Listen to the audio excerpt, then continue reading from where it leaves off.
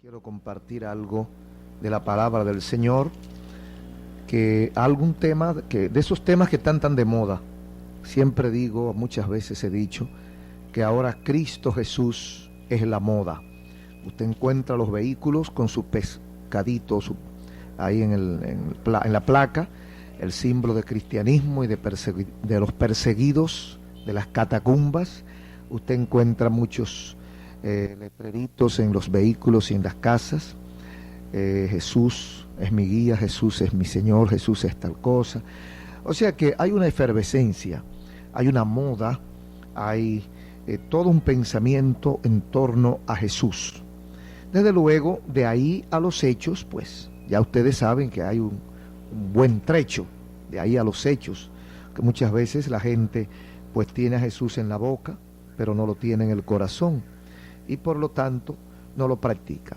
Yo quiero conversar hoy precisamente sobre esa temática acerca de los seguidores de Jesús y algunos de los miles de detalles y de cosas que hay que decir de los seguidores de Jesús. Y me voy a ir con el apóstol Pablo a primera epístola a los Corintios, capítulo 1, versículos, vamos a leer del versículo 10 hasta el 13. Primera de Corintios 10, 13, Primera de Corintios 1, 10 al 13 dice: Os ruego pues, hermanos, por el nombre de nuestro Señor Jesucristo, que habléis todos una misma cosa y que no haya entre vosotros divisiones, sino que estéis perfectamente unidos en una misma mente y en un mismo parecer. Porque he sido informado acerca de vosotros, hermanos míos, por los de Cloé, que hay entre vosotros contiendas. Quiero decir que cada uno de vosotros dice: yo soy de Pablo, y yo de Apolos, y yo de Cefas, y yo de Cristo. ¿Acaso está dividido Cristo? ¿Fue crucificado Pablo por vosotros? ¿O fuisteis bautizados en el nombre de Pablo?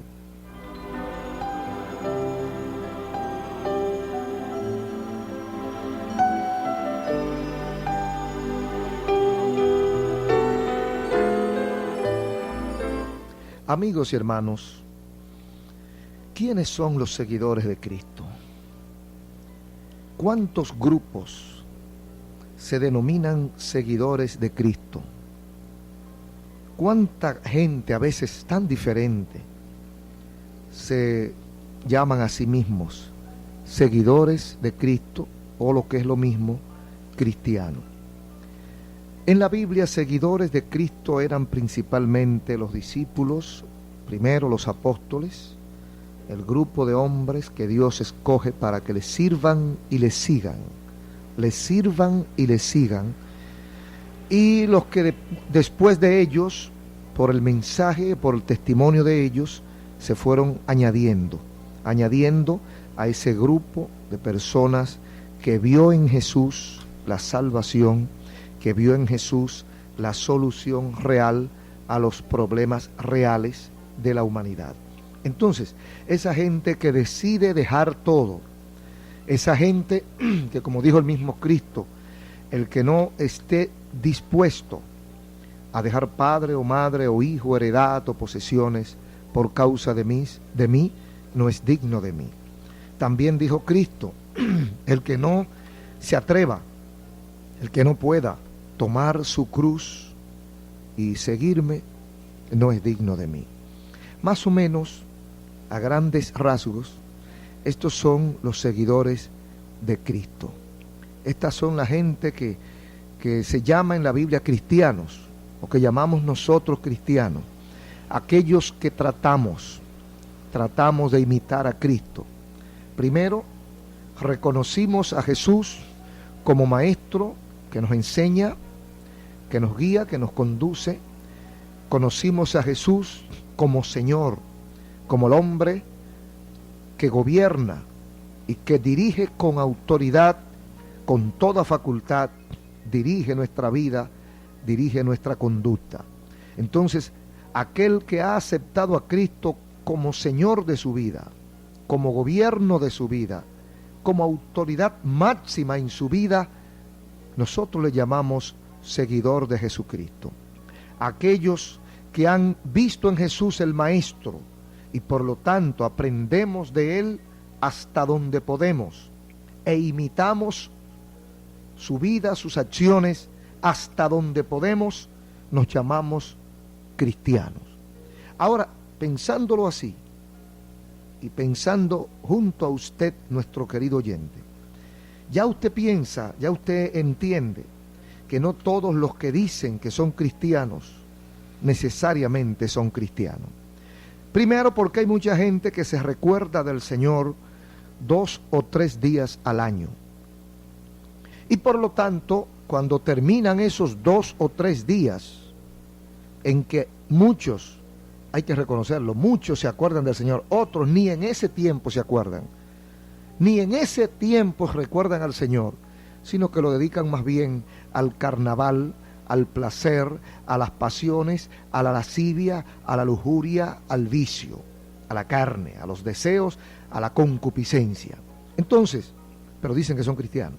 Pero hay un grupo menos malo, que se acuerda del Señor por lo menos 2 o 3 veces al año. Sin embargo, esto no cambia la situación, porque no es recordarse del Señor una semana o 2 semanas al año, en Navidad, en Pascua, de Semana Santa, o cuando hay un ciclón o cuando hay un temblor de tierra. No es eso. Hablamos de seguidor o discípulo de Cristo, aquel que renunciando al mundo, renunciando aún a sus deseos, a sus placeres, a sus debilidades, a sus necesidades, decide seguir a Jesucristo. Seguir a Jesucristo con todo lo que eso implica, renunciando al pecado. Y entonces a eso nosotros le llamamos seguidores o discípulos de Jesucristo. Ahora bien, dentro de todo ese conglomerado de cristianos, unos más débiles, otros menos débiles, unos más serios, otros menos serios, unos más fuertes, otros más débiles. Dentro de todo ese mundo cristiano hay muchos grupos, grupúsculos, sectas, templos y maestros. Muchos grupos que discuten, afirman, aseguran que siguen a Cristo, que son cristianos. Pero ¿qué pasa? A veces son grupos que tienen barreras entre sí. A veces son grupos divididos en parcelas, divididos en sectores, divididos en zonas. A veces son grupos de personas que a veces ni guardan parentesco, no hay relación entre ellos, no se parecen porque su vida es diferente, su vida parece que no tiene un mismo centro, parece que no giran en torno al mismo eje, que debe ser Jesucristo, parece que sus intereses no son necesarias o exactamente iguales, sino que cada quien como que defiende algo diferente, como que no están defendiendo la misma bandera. Es como si en una guerra cada quien estuviera disparándole a un enemigo distinto. Entonces, como que la efectividad se diluye, se pierde, se desvanece. Entonces, aquí viene la pregunta: ¿está dividido el mundo cristiano o no está dividido? Bueno, para ser honesto, hay que decir que sí. El llamado mundo cristiano está dividido. Ahora, los cristianos auténticos no estamos divididos, porque si tenemos a Cristo como centro, si tenemos a Cristo como guía, si tenemos a Cristo como el capitán, no puede haber división, porque si yo como soldado sigo al capitán X y usted como soldado sigue al capitán X, nosotros nos sometemos a las órdenes de ese capitán. Entonces, al fin y al cabo, pues no puede haber división. Lo que pasa es que los grupos que se cobijan bajo una moderna bandera cristiana, una bandera cristiana que si tiene cruz no tiene sacrificio, una bandera cristiana que si quizás tiene algo que alguien puede llamar sacrificio, no tiene sangre, no tiene dolor, no tiene sufrimiento, no tiene pasar trabajo. Entonces, unos grupos muy disímiles, unos grupos que a veces nos cuesta entender por qué se llaman cristianos.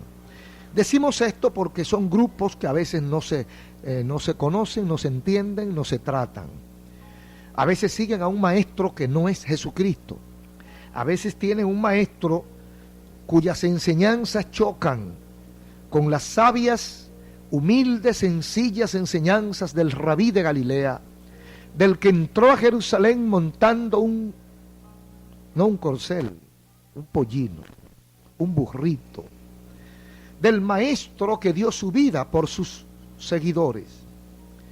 A veces difieren mucho del sacrificio hecho por Jesucristo, pero son maestros de una casta, maestros de una élite, maestros de una sección social o geográfica que se considera superior, que se considera sangre azul o verde, o no se sabe de qué color, pero roja no.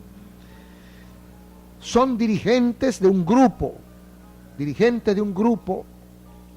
de personas que tienen una mentalidad superior, una mentalidad privilegiada, y no se pueden codear, no se pueden juntar, no pueden compartir con aquellos desheredados de la fortuna, desheredados del conocimiento, desheredados de la élite, desheredados del dinero, desheredados de un paquete de privilegios propios de un grupo. Entonces tienen un grupo, mejor dicho, un maestro, tienen un guía que ellos solventan, un guía que ellos pagan, un guía que no se puede salir de sus patrones, pero son cristianos. No estamos tratando de herir a nadie, ni de dirigirnos a nadie, estamos tratando de interpretar situaciones que conocemos y que usted quizás conoce, y que a veces nos lleva a la mente dudas y a veces confusiones acerca de, ¿son todos los cristianos cristianos? ¿O son todos los cristianos seguidores de Cristo? Amigos y hermanos, el apóstol Pablo chocó con esa realidad. La iglesia de los hermanos en Corinto era una iglesia un tanto débil, un tanto problemática, un tanto difícil. Era una iglesia donde había como un terreno fértil para muchas cosas que no son buenas. Y una de esas cosas era la división en grupúsculos, la división en maestros, Cefas, Apolo, Pablo. Me imagino que los seguidores de Apolo eran los eruditos, los oradores, los seguidores de los griegos. Me imagino que los seguidores del apóstol Pablo eran aquellos abnegados, aquellos que decían que estaban en la tierra porque todavía había una función, pero que su deseo era estar en el cielo. Me parece que los seguidores de Pablo eran aquellos que decían, sé vivir humildemente y sé vivir en abundancia, sé estar en la voluntad de Dios. Bendito sea su nombre. Y sabrá Dios cómo eran los seguidores de Cefas. Pero esto me indica que de acuerdo al carácter de Pablo, de Apolo, de Cefas, habían hermanitos, hermanitas, oyentes, cristianos, que se inclinaban por uno de los linderos humanos y seguían a esos hombres, porque se adaptaban mejor a su forma de vida. A lo mejor Cefas era descendiente de una casta superior, ellos se fueron por el lado de Cefas. Querido amigo y hermano, no te pierdas, no te dejes enredar, no te dejes confundir. Tenemos un solo maestro y es Jesucristo. Ahora el apóstol Pablo pregunta, ¿está dividido Cristo? ¿Murió Pablo por ustedes? ¿O fue crucificado Cefas por ustedes? ¿Está dividido Cristo? ¿Por qué tú no puedes compartir con tus hermanos? ¿Por qué tú no puedes aceptar a tus hermanos como hermanos tuyos? Está dividido Cristo. El problema no es de ahora. El problema no es del siglo XIX, ni del XX, ni del XXI. El problema viene de lejos, de muy lejos, del primer siglo por allá. El problema es rancio. El problema parece que es parte de la naturaleza humana. Parece como que nos gusta la pugna, la división, la selección. Nos gustan esas cosas. Amigos, hermanos, en el orden bíblico, solo existen dos grupos, dos grandes grupos, como lo define Jesús en los evangelios: los que están conmigo y los que están en contra mía. Los que están conmigo o los que no están. Esos son los grupos que entiende, que conoce el Señor. Los que están conmigo y los que están en contra. O sea, los cristianos y los anticristianos. Es como lo veía el genio de San Agustín: los que siguen a Dios y los que no lo siguen, o los que están con la luz o los que están con las tinieblas, etcétera. Ese tipo de gente, son los grupos que existen en el mundo bíblico. O sea, en el orden bíblico hay dos grupos: los que están en contra y los que están a favor. Yo creo que inmediatamente usted y yo sabemos ubicarnos, sabemos colocarnos en el lugar que nos corresponde, ¿verdad? Yo no sé qué usted pensará, pero ¿está usted del lado de Cristo o en contra?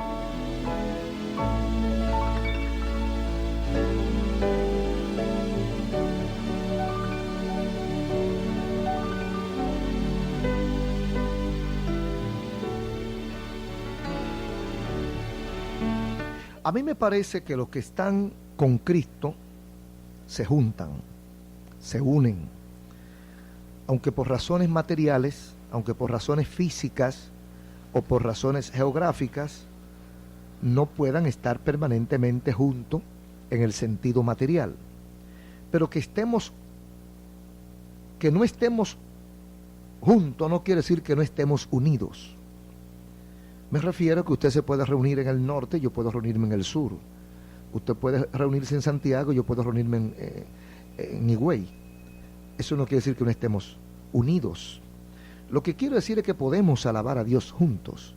No estoy diciendo que hay una super iglesia y que nadie más se reúne en otro lugar a alabar a Dios. No estamos hablando con gente de mente un poco abierta. Estamos en una época en que la gente piensa con amplitud. Entonces estoy pensando en que no debe haber barrera, en que no debe haber distinción, en que no debe haber división entre los seguidores de Cristo. Y esto lo digo por dos razones que yo entiendo que son las que Cristo presenta. Usted lee el capítulo 17, por ejemplo, de San Juan, y usted va a encontrar esas dos grandes razones.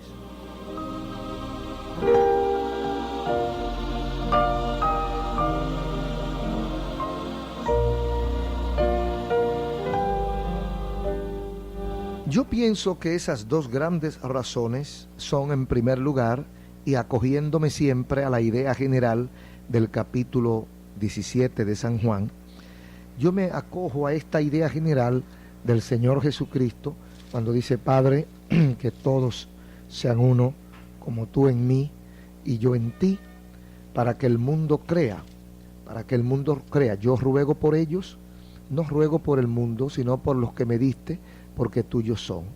Y todo lo mío es tuyo y lo tuyo es mío, y he sido glorificado en ellos, y ya no estoy en el mundo, mas ellos están en el mundo. Yo voy a ti, Padre, en tu nombre, etcétera, etcétera. No ruego que los quite, sino que tú los guardes del mal.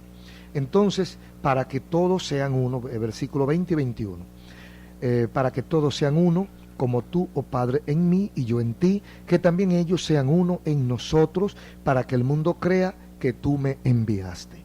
Lo primero que yo encuentro aquí en este capítulo 17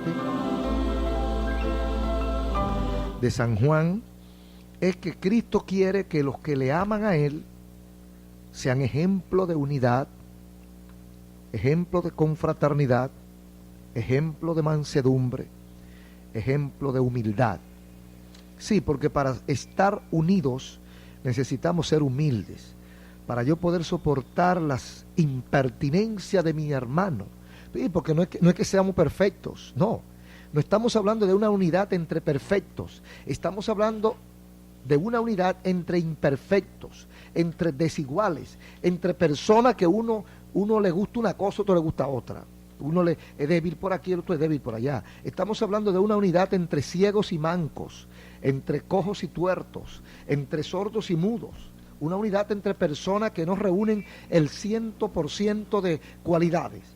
Pero a pesar de sus diferencias, a pesar de sus defectos, a pesar de sus debilidades, pueden estar juntos. Entonces, Cristo dice para que sean ejemplo, demostración práctica del amor fraternal, demostración práctica del amor de Dios en su vida, demostración práctica de que Cristo vive en nosotros. Bendito sea su nombre. Y que si Cristo vive en mí, y si Cristo vive en ti, y si Cristo vive en nosotros, nosotros somos uno, a pesar de mis defectos, a pesar de mi carácter, a pesar de mis debilidades. Yo puedo vivir contigo y tú puedes soportarme porque tú me amas, porque tú me amas. Y dice la Biblia, el amor cubre multitud de pecados, multitud de defectos. Yo te amo a pesar de cómo tú eres, tú me amas a pesar de cómo yo soy. Y eso también, este principio también es válido para el hogar, para vivir en familia, para amar a tu esposa, para amar a tu esposo. A veces tú tienes que tragarte tus propias lágrimas. A veces tenemos que tragarnos nuestra hiel. A veces tenemos que saborear el amargo, el picante del chile. A veces tenemos que echarnos fresco en la lengua porque nos arde. Pero es mi hermano, es mi hermana. Y yo tengo que aceptarlo, yo tengo que soportarlo, yo tengo que sobrellevarlo. Y cuando me falta fuerza le pido a Dios, dame de tu fuerza para amar a mi hermano, a mi hermana, a mi esposo, a mi esposa, a mi hermano, a mi familia. Y por eso el cristiano, amigo, puede, aleluya. Por eso el cristiano no es de la boca, no estoy hablando de la boca, yo estoy hablando del corazón. Estoy hablando del alma, porque entendemos nuestras debilidades. Usted no está tratando con ángeles, usted no está tratando con gente purificada, perfectamente purificada. No, estamos hablando con gente de carne, de nervios, de huesos, de sentimientos, de temperamento, de caracteres diferentes y difíciles a veces. Pero por encima está el amor de Dios, la misericordia, la comprensión y la ayuda de Dios.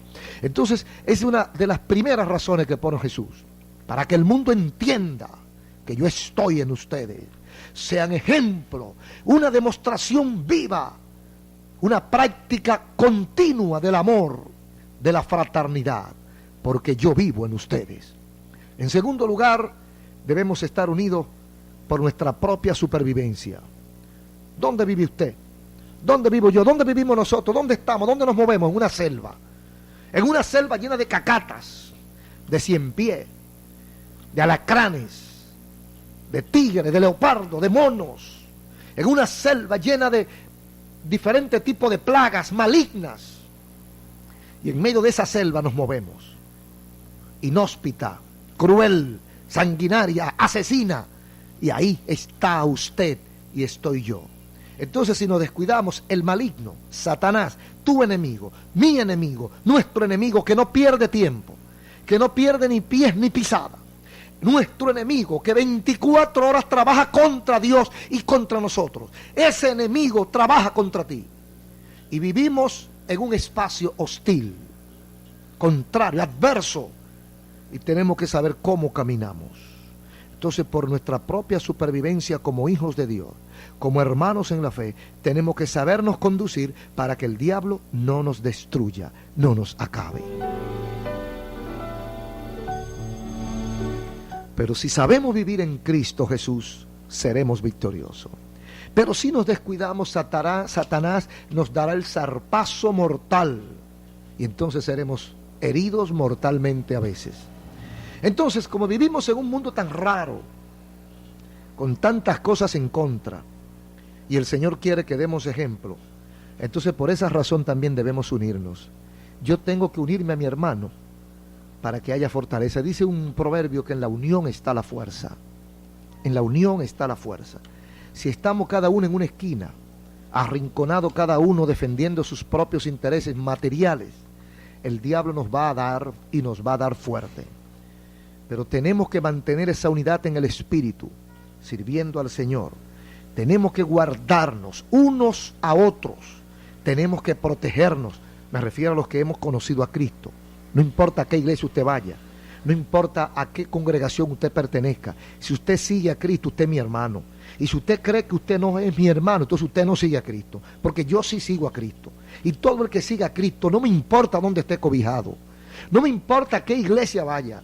Si usted sigue a Cristo, si usted ama a Cristo, si usted trata de parecerse a Cristo con sus debilidades, pero usted dice, yo tengo que parecerme a Cristo, y cada día usted avanza, crece en ese parecerse a Cristo. Usted es mi hermana, usted es mi hermano, yo le amo, usted tiene que amarme, a pesar de mi temperamento, a pesar de mis flaquezas, usted tiene que amarme, porque si no, entonces, o no está usted o no estoy yo en Cristo Jesús, y yo estoy, porque yo todos los días trato de parecerme a Cristo, aunque quizá no me parezca tanto todavía, pero yo busco, es lo que yo busco, y cada día trato de dejar algo y acercarme un poquito más al Señor.